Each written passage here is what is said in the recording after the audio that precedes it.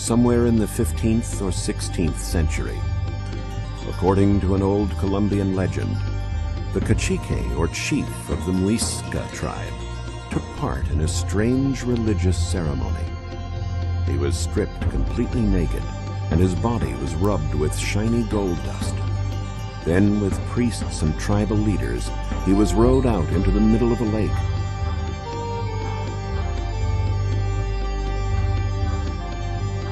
Along the way, he tossed jewels and gold objects from his boat, then got into the water to bathe. Members of his tribe hailed and praised him from the shore.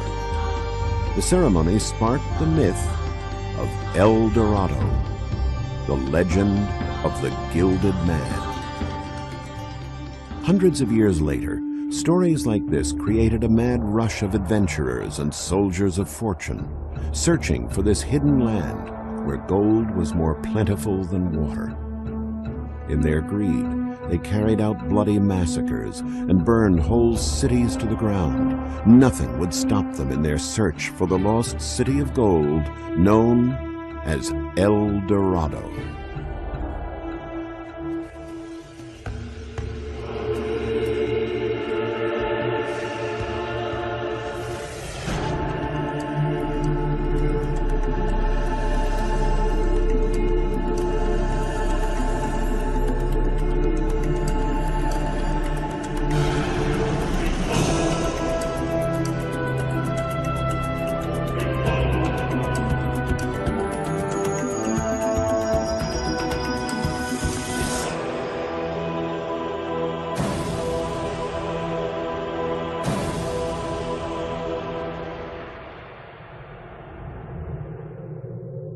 Gold, the ultimate symbol of money and riches.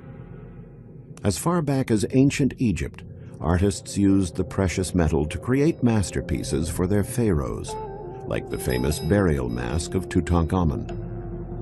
The ancient Romans also had a passion for gold.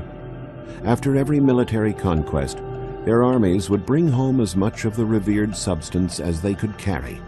At the end of the reign of Emperor Augustus in 14 AD, the gold reserve of the Roman Empire had reached 14,000 tons.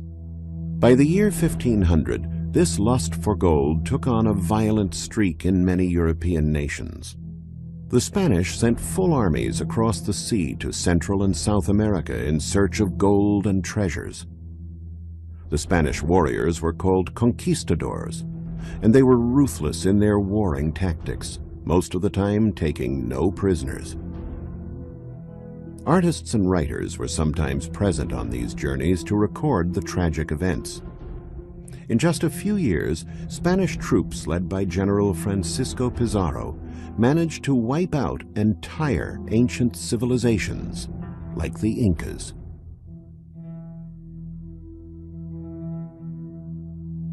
Who were the Incas? Their origins are lost in antiquity. But according to a modern theory, like all pre-Columbian populations, the Incas were descendants of migratory movements from Asia across the Bering Strait that occurred 40,000 years ago when a thick ice cap connected the two continents. After reaching the northern regions of the American continent nearly 24,000 years ago, people started moving southward. It was determined from ancient stone utensils discovered recently that the first settlers arrived in Peru 18,000 years ago. They built a powerful and advanced civilization on the highest reaches of the Andes. How they did this is still a mystery. The word Inca in the Quechua language means ruler or head. But originally it must have been the name of a tribe that lived around Lake Titicaca, an expanse of water between present-day Peru and Bolivia that was considered sacred. At an altitude of 12,500 feet, it is the highest navigable lake in the world.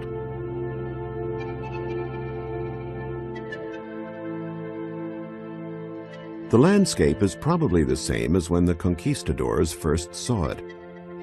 The Indians who live there now still travel by balsa, like their ancestors did.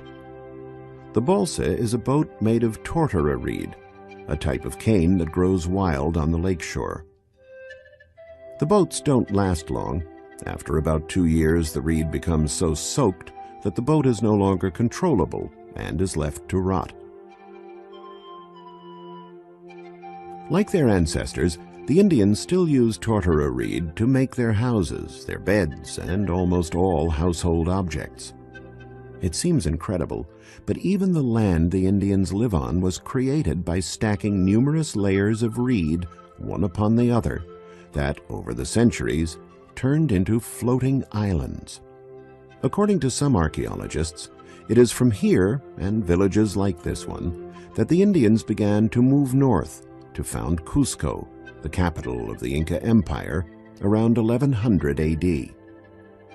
4 centuries later, the Empire of the Incas covered an area that included most of Chile and Argentina, all of Bolivia, Peru, Ecuador, and part of Colombia, with a population of some 20 million people. The capital of this huge empire was the city of Cusco. Situated in the fertile Vilcanota Valley in the heart of the Andes, it was considered a sacred place, a center of power. All ancient legends about the Incas began here. The city was originally laid out in the shape of a jaguar, a sacred animal. Its head was formed by a fortress called Sacsayhuaman, home to almost 5,000 warriors. In the king's empire, everything belonged to the state. Money was not used, but the people were required to pay a kind of tax, a tribute, in the form of a personal work commitment called mita. It was through this labor that Inca chiefs were able to build great fortresses like Sacsayhuaman. Despite many cave-ins, we can still get a feel for the incredible size and scope of the fortress. The megalithic blocks used to make it weigh almost 100 tons each. And the 3 tiers of overlaying walls that protect the fortress have a perimeter equal to 4 football fields. How could a civilization that didn't even know about the wheel or the cart create such engineering marvels? There was nothing in these hills before them. It was basically just farmland. What they did have was 20,000 men, 20,000 builders, recruited by the king's officials, who were basically content since harvests were distributed among all the population. It was a civilization that not only could make mighty fortresses, but also major hydraulic works like the famous Tambomaicay baths near Cusco. According to legend, the water here was considered sacred and was therefore reserved for the purification ceremonies of the king, who used to bathe in it before worshipping the sun god. By all accounts, the Incas lived a peaceful life here for hundreds of years. Then, in 1535, the Spanish soldiers arrived. Initially, they must have been spellbound by the beauty of the place, but in their lust for gold and treasures, they started plundering and massacring the native population. Cusco was stripped of its treasures. Temples were torn down, and the stones used to build their own Spanish settlement. You could say that Cusco is only partly a colonial city. The base of today's constructions, with their typical smoothed and interlocked square blocks, dates from the time of the Incas. The Spanish attempted to erect buildings from the foundations, but the structures soon collapsed due to repeated earthquakes. This did not happen to the Cyclopean walls the Incas erected, which were built taking into account the destructive forces of nature. The church and convent of Santo Domingo are representative of what happened here. They were erected on top of the ancient Temple of the Sun, the Corincancha, or Golden Enclosure, the most important temple at Cusco. Unfortunately, not much remains of its past splendor, except for a few retaining walls and some terracing. When it was new, however, the Temple of the Sun covered a square that was 1,300 feet long on each side. It included a golden garden and the sun Pampa, with life-size golden statues depicting flowers, plants, and animals. Its walls were covered in 700 gold leaves, each weighing 4 pounds. And inside, there were magnificent treasures, including royal mummies dressed in colorful costumes, covered in jewels and gold makeup. Many of these treasures are on display at the Gold Museum in Lima, Peru. Here we can feast upon the beauty. But we're also forced to recall the unbridled passion that drove men to commit hideous crimes of murder and theft.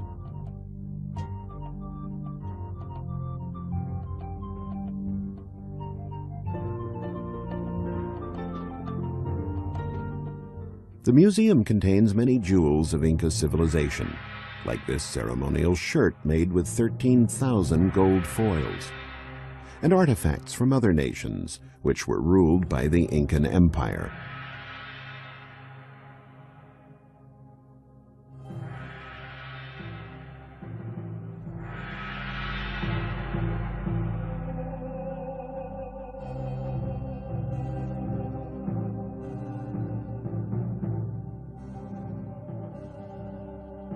The Spanish were amazed at the way Cusco's buildings were put together. Even today you can get an idea of the Incas' building skills, thanks to the so-called stone with 12 corners. Many different stones are locked into other stones without using lime or cement. They were laid with such precision that not even the blade of a knife could pass between them.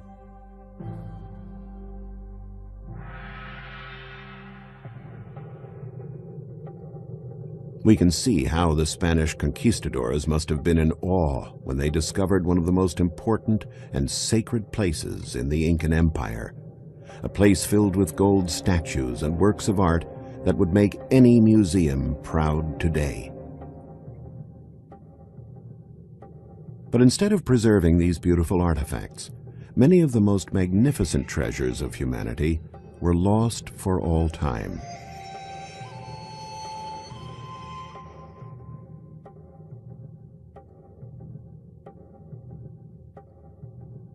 The Spaniards melted much of the work to make gold pesos to send back to Spain.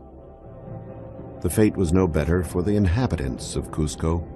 They were farmers and builders, and more or less defenseless, unprepared for a brutal enemy like the conquistadors.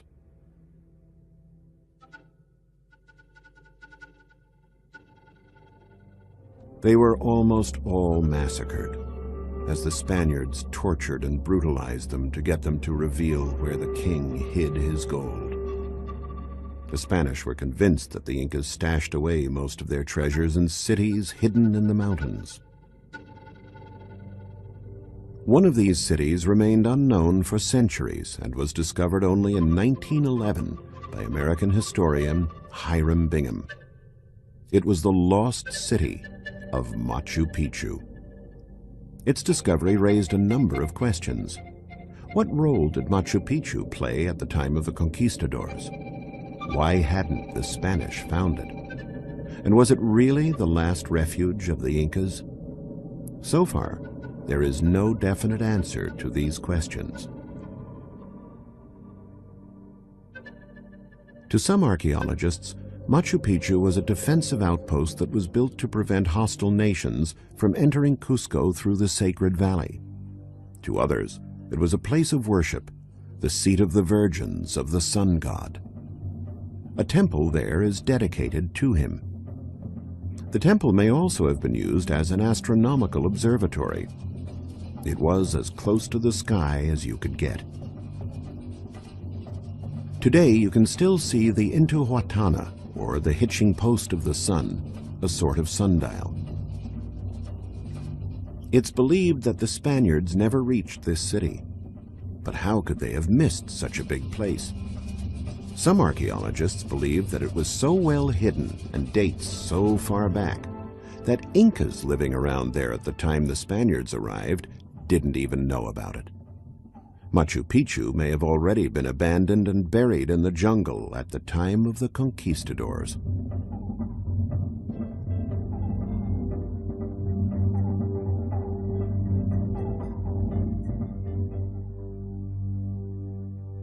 One thing we do know, Machu Picchu, even with its veil of mystery, is not the legendary land of El Dorado. So where was El Dorado, the famous kingdom of gold? A city with walls covered in gold leaf and parks that had trees and flowers made of gold.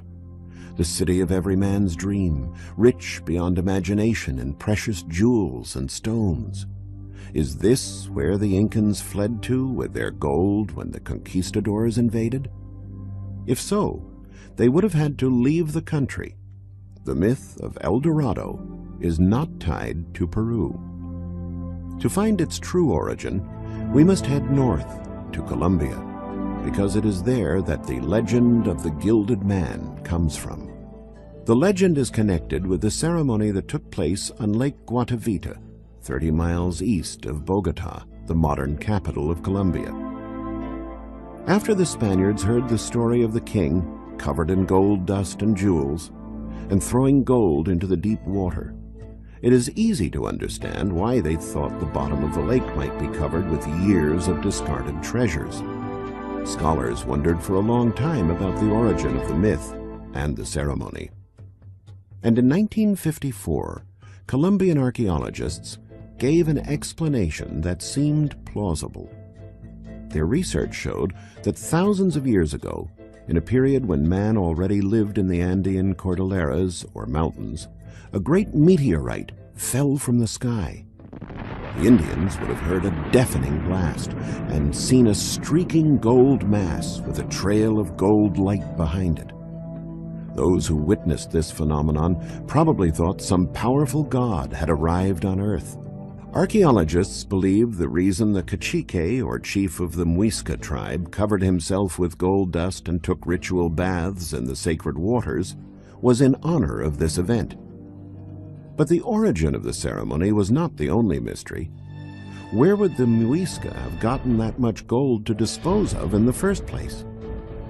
It is known that only the tribes of the hot and humid tropical lowlands, called Tierra Caliente, had rich gold mines. There is no sign of the precious metal anywhere on the Bogota Plateau where the Muisca lived. So how could this pre-Columbian people possess so much gold that they could throw away heaps of it into a cold lake? The mystery was unraveled thanks to the discovery of mines located in the mountains west of Bogota. The mines date from the period of the Muisca and contain rock salt, the same salt we use for cooking. At the time, it was so scarce a mineral that it was worth more than gold to pre-Columbian peoples. The Muisca used to sell the cakes of salt all over Colombia, making a good profit. It was from this resourceful merchandising that the Muisca were able to buy the metal with the golden reflections.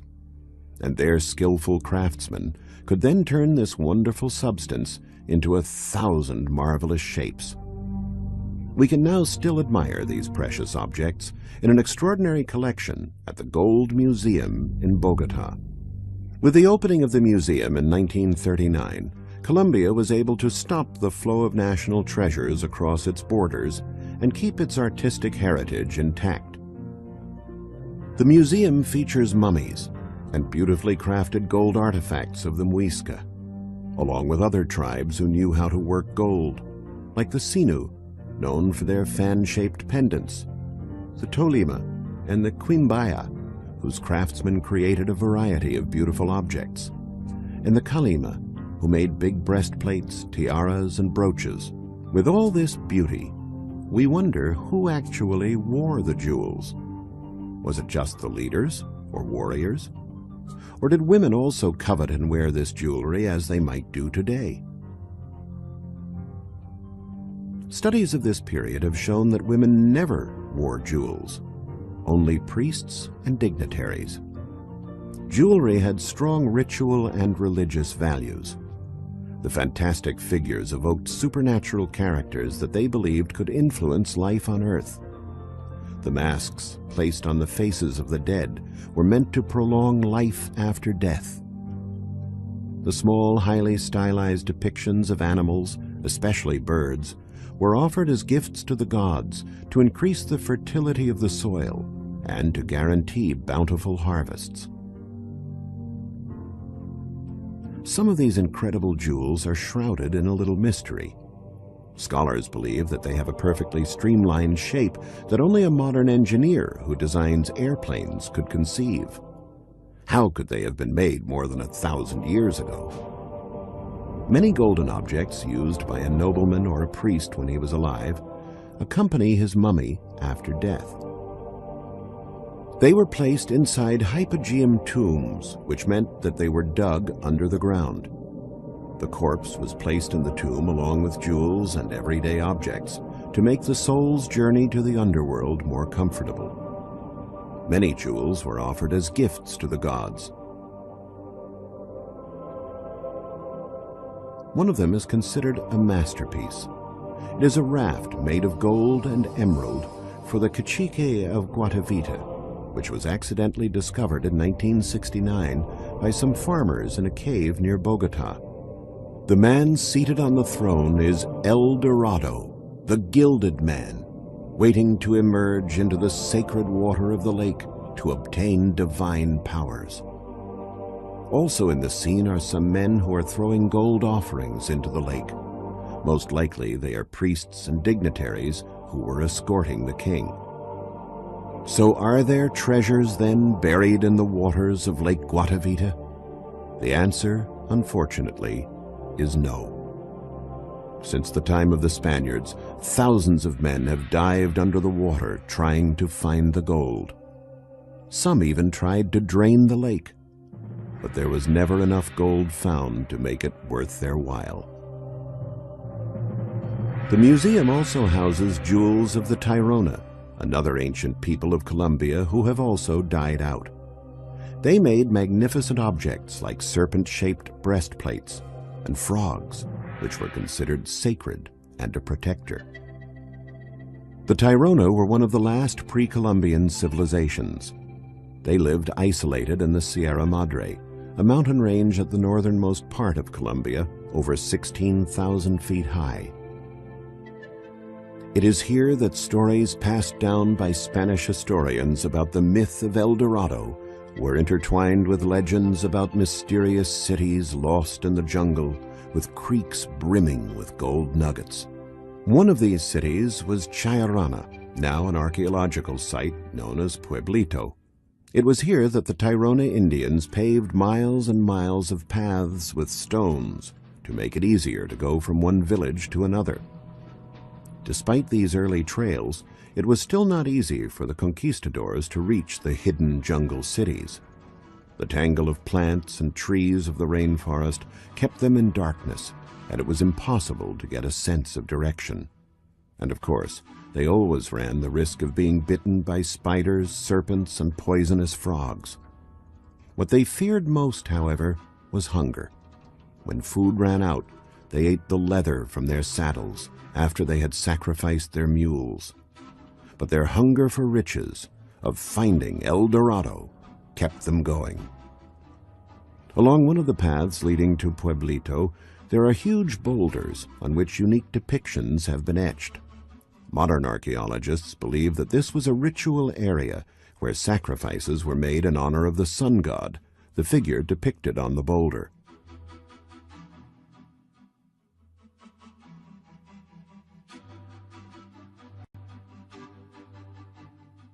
Thousands of villagers used to live at Chayrana in huts made of wood and straw that were built on top of stone circles.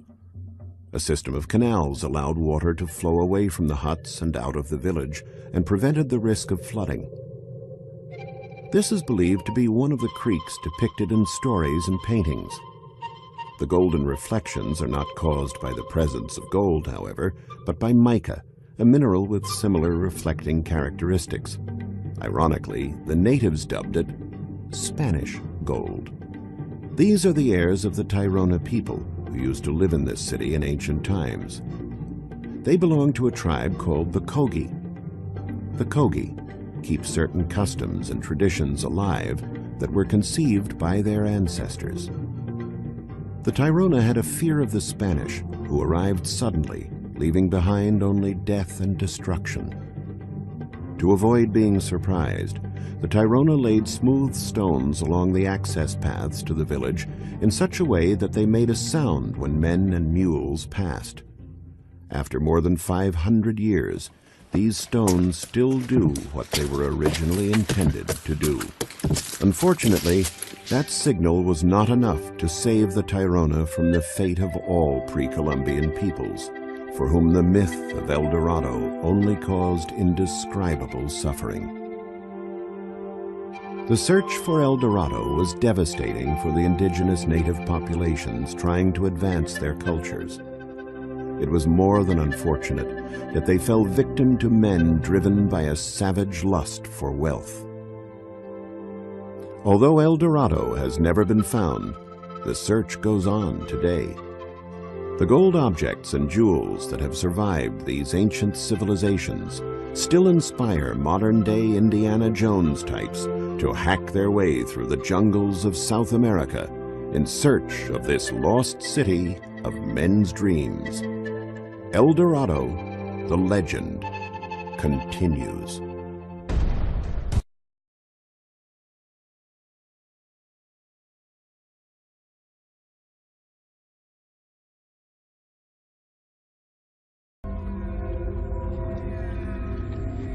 Central America, the Yucatan Peninsula, 8th century AD, the height of the ancient Maya civilization. In the main temple of the city of Bonampak, a fresco is commissioned by the king priest Chan Muan. It depicts 126 figures, including nobles and warriors, dancers and musicians, women and children. It also depicts some of the more bizarre practices of an ancient culture. Warriors engage in bloody battles. The prisoners they take will be sacrificed. There are also religious rites, where sacrificial victims are part of the ceremony, their blood offered to the gods.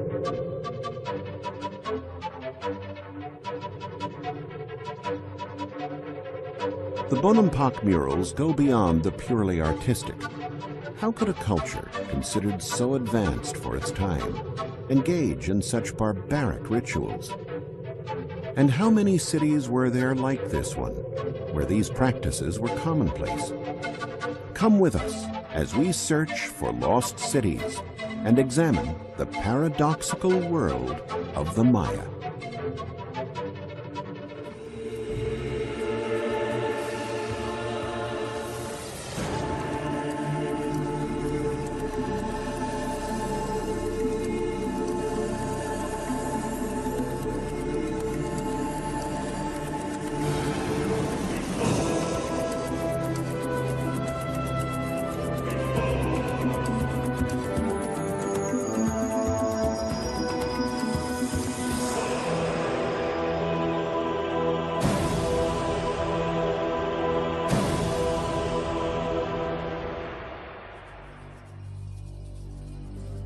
The discovery of the Bonampak frescoes unraveled mysteries on the customs and traditions of a civilization that had developed over a period of nearly 3,000 years, a civilization that reached its height between 200 and 900 AD, and then experienced a relentless decline until it almost completely disappeared around 1500, a little before the Spanish conquistadors arrived.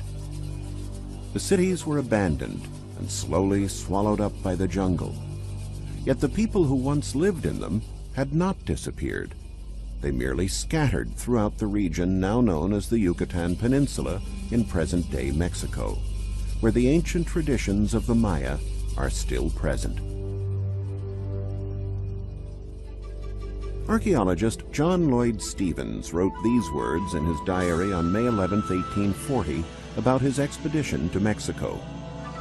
In the history of the world, nothing impressed me more than the sight of this big and attractive city, now barren and lost.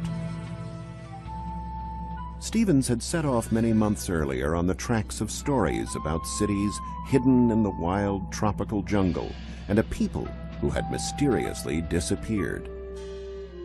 His journey through uncharted terrain must have been difficult, with scorching temperatures and thick vegetation.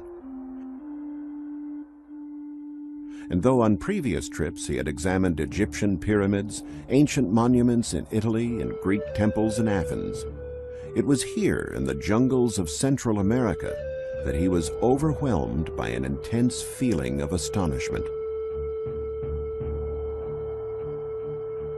He walked out of the forest and suddenly realized that he had reached the ruins of an ancient Maya city, Palenque.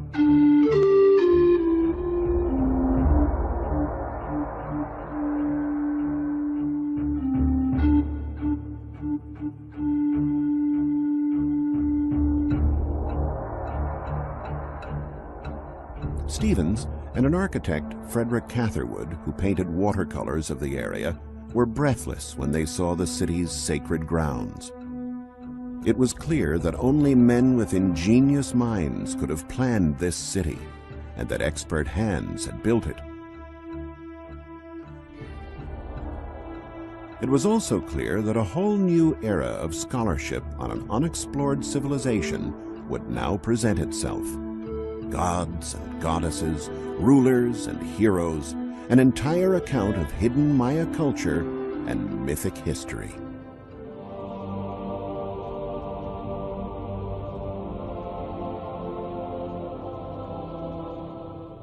At the time of its splendor, Palenque covered an area of over 6 square miles with a population of tens of thousands. The most important structures date from the period between 630 and 700 AD, when Kin Pakal and his son Chan Balum ruled the kingdom.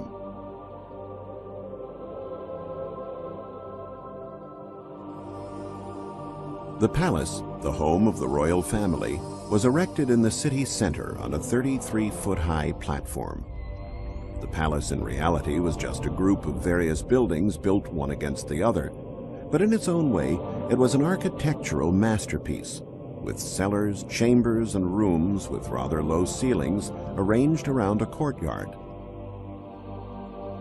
The bas-reliefs that decorate the walls are still striking today, even though many of the colors, which Stevens and Catherwood marveled about, have almost completely faded. Some glyphs, the round-figured ideograms which Maya writing is composed of, were carved into the steps of the middle court, while along the walls, stone plates were decorated with images of prisoners who must have been high-ranking officials judging from their rich garments. From the western side of the palace is a full view of the majestic Temple of the Inscriptions. In 1952, archaeologist Alberto Ruiz made an incredible discovery inside this pyramid-like structure. On the upper platform, he discovered a deep passage, a kind of tunnel that penetrated into the pyramid. The tunnel had been blocked for centuries by tons of earth and stones, so the descent into the depths of the structure was difficult and dangerous. After months of digging, Alberto Ruiz descended the entire length of the tunnel. He reached an underground room where he discovered a great sarcophagus containing the tomb of King Kin Pakal, who lived at Palenque in 700 AD. It was one of the most important. For the inhabitants of Palenque, the most important buildings in the city were those making up a group now called the Cross Group. It is composed of 3 rectangular buildings surmounted by a crest-like structure. They are temples dedicated to Maya divinities and owe their name to a mistake made by the first discoverers who mistook the symbol of the ceiba, the cosmic tree of the Maya, for the Christian cross.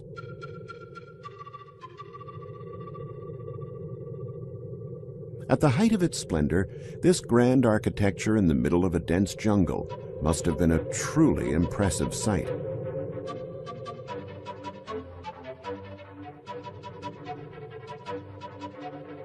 All the buildings were painted red, to the Maya, the color of life.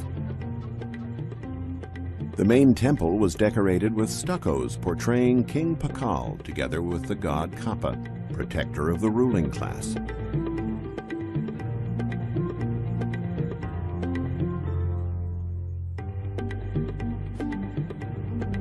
All the bas-reliefs of the buildings at Palenque prove that the cult of the gods was tied to the social class that worshippers belonged to. The god Ekchua, for instance, was the guardian of merchants. Even the colors used in pictures had to conform to precise rules. People's skin was colored red. Gods were painted in blue, the color of the sky, and animals and plants were painted yellow. Maya society was structured like a pyramid, headed by a king who had divine powers, similar to the powers of ancient Egyptian pharaohs. Below the king were the priests, nobility, and warriors. At the bottom of the pyramid was the rest of the population, mostly peasants and craftsmen. The peasants led a relatively quiet life. There were no carts on the streets, since the Maya did not know the wheel. Their city markets were small and drew only a few people. You might hear the call of turkeys and see a few buyers and sellers bargaining over various goods. But most of the inhabitants had their own fruit orchards and vegetable gardens. There were craftsmen, however, who made special objects not sold in the markets. Objects made of jade. This hard, durable, beautiful mineral was so precious that only members of the nobility were able to afford it and hire the skilled craftsmen necessary to work with it.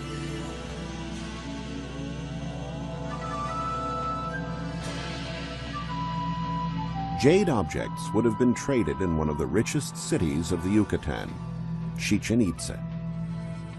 Chichen Itza was founded at the end of the 8th century AD and represented the consolidation of a powerful Maya state sustained by trade, tribute, and war. In the middle of town there was a great pyramid known as El Castillo, the castle, which apparently was dedicated to the worship of Kukulkan, the Maya name of the Aztec god Quetzalcoatl. The 365 steps of the Castillo suggest that the building functioned as a giant chronographic marker, and on the days of the equinox, the sun casts a shadow that illuminates a serpent on the north staircase.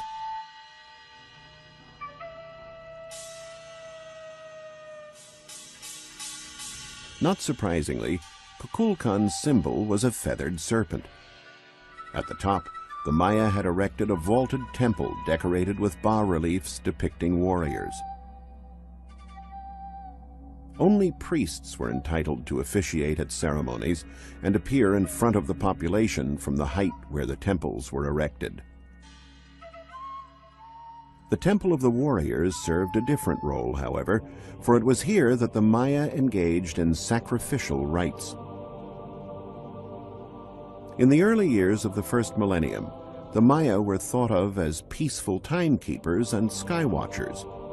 But around 1000 AD, they encountered another people, the Toltecs, who imposed their culture and ruling lifestyle upon the Maya. Their influence is seen in the similarities between the buildings and sculptures at Chichen Itza and those at Tula, the Toltec capital, hundreds of miles away. One of the best examples is El Caracol, an imaginative building in the shape of a spiral whirl of a conch, an attribute of Kukulkan, whom the structure embodies.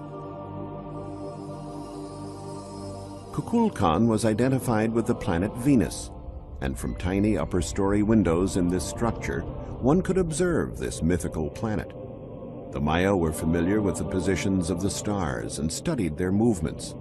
In keeping track of the solar and lunar years and the cycles of visible planets, they developed a highly sophisticated long-count calendar that dated back to August 13th, 3114 BC. The influence of the Toltecs is also seen in the comparison of stone sculptures from Tula called Chacmul with the one at the Temple of the Warriors at Chichen Itza. Under the influence of the Toltecs, the old system of government was eradicated. Warrior kings replaced more benign monarchs and priests. And the practice of human sacrifice was introduced.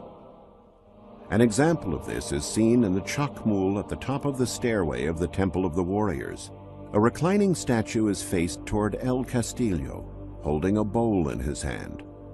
It is here where they put the hearts torn out of the chests of sacrificial victims.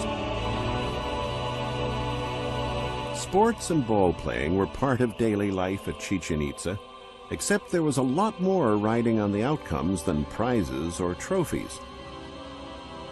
They played a game called pelota, and the ball court at Chichen Itza was the largest in Central America, 560 feet long and 165 feet wide. The object of the game, which was more a religious rite than recreational, was to throw a rubber ball into a stone hoop. What made the task hard was the fact that players couldn't use their hands or feet. They had to use their hips or elbows to move the ball. A bas-relief shows two teams competing against each other, but this bas-relief shows the bloody outcome.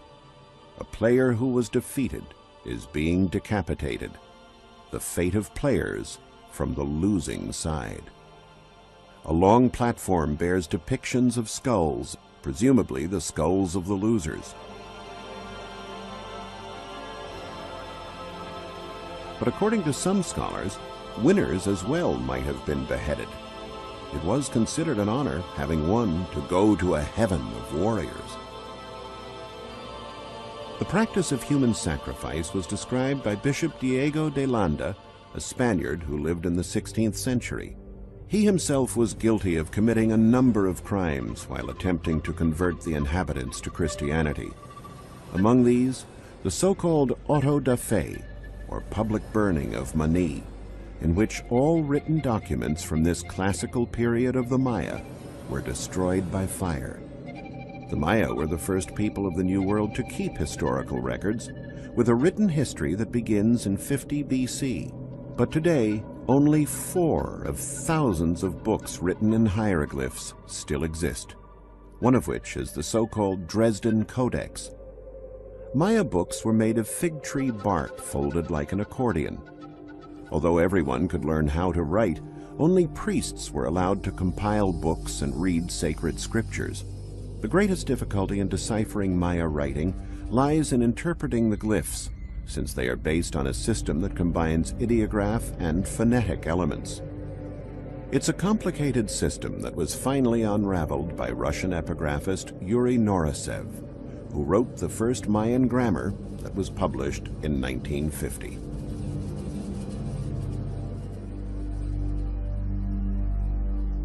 The territory inhabited by the Maya was vast, and since horses and donkeys had become extinct on the continent tens of thousands of years earlier, to make foot travel easier, the Maya built roads. Actually, an entire road system that linked key cities to places of pilgrimage. Uxmal was one of the most important places of worship of Maya civilization, and reached its peak between the 8th and 11th centuries AD. Uxmal was the administrative and religious capital of the Maya, who lived in the hilly zone of Puuc, a name also used for the region's peculiar architectural style. The finest example of Puuc style is the governor's palace, nearly 330 feet long, probably the seat of the authorities. The building has a cornice decorated with masks portraying the god Chak. It was originally entirely colored like all Maya buildings, and the elaborate renderings of gods and symbols attest to the wide range of Maya interests.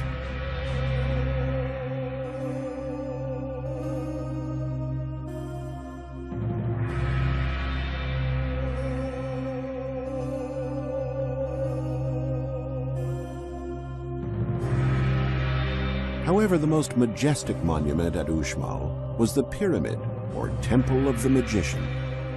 It was erected primarily to worship the gods of heaven, but it too served as an observatory to study the movements of celestial bodies.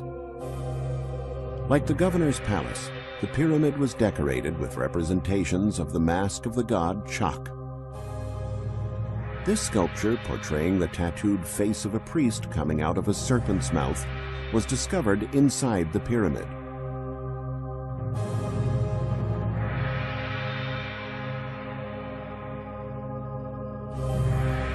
The buildings at Uxmal exhibit the high level of perfection reached by Maya stone carvers.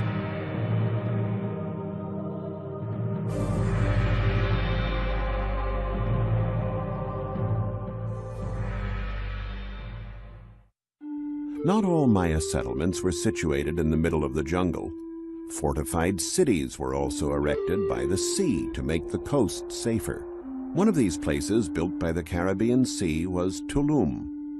This was the site of the first meeting in 1518 of the Maya and the Spanish who arrived by sea. The conquistadors had to be amazed to see such a formidable city in this beautiful natural setting. In the Temple of the Frescoes are some of the most awe-inspiring Maya paintings that have stood the test of time. There are illustrations of the gods of the Maya pantheon that dominated the universe of the living as well as of the dead. The drawings evidence a culture that was sensitive to the importance of color.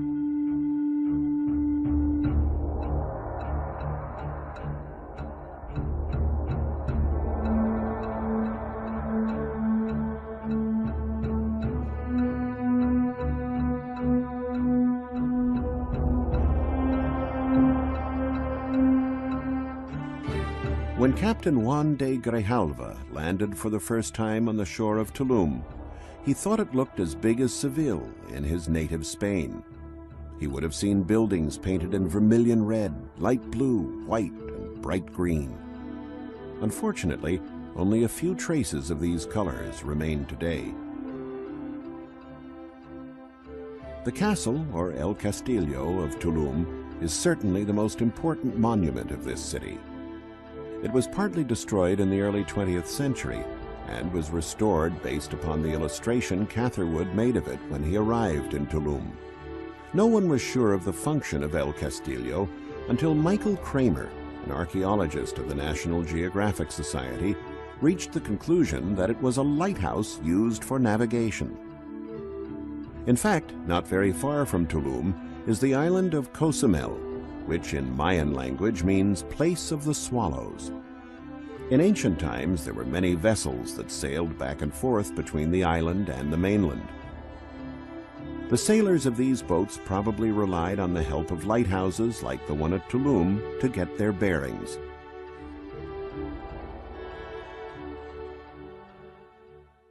The Maya enjoyed a civilization and a culture that is a study in contrasts. They had respect for nature and considered animals sacred, and yet the animal called human was expendable in sacrifice. Blood was the mortar of Maya life. They were great historians and builders, and yet it never came to them that the wheel could be used as a means of transport. They were superstitious and feared thunder and lightning, but studied and predicted astral phenomena with modern precision. The contradictions of the Maya represent their greatest mystery. What we do know is that they spent their time in unison with the forces of the universe. Poet Miguel Ángel Asturias wrote, "The Maya were a people who counted their days like diamonds. They had faith in their gods, in their smoke rites, in dreams, and in the wisdom of words, things that 5 centuries of devastation, exploitation, and oblivion could not destroy. The Maya live on, thanks to what they have left for our civilization to discover." Buford UFO Network. Please hit the subscribe button to stay informed. If you wish to receive recent upload notifications, please click on the all-new YouTube bell icon. This is a free service.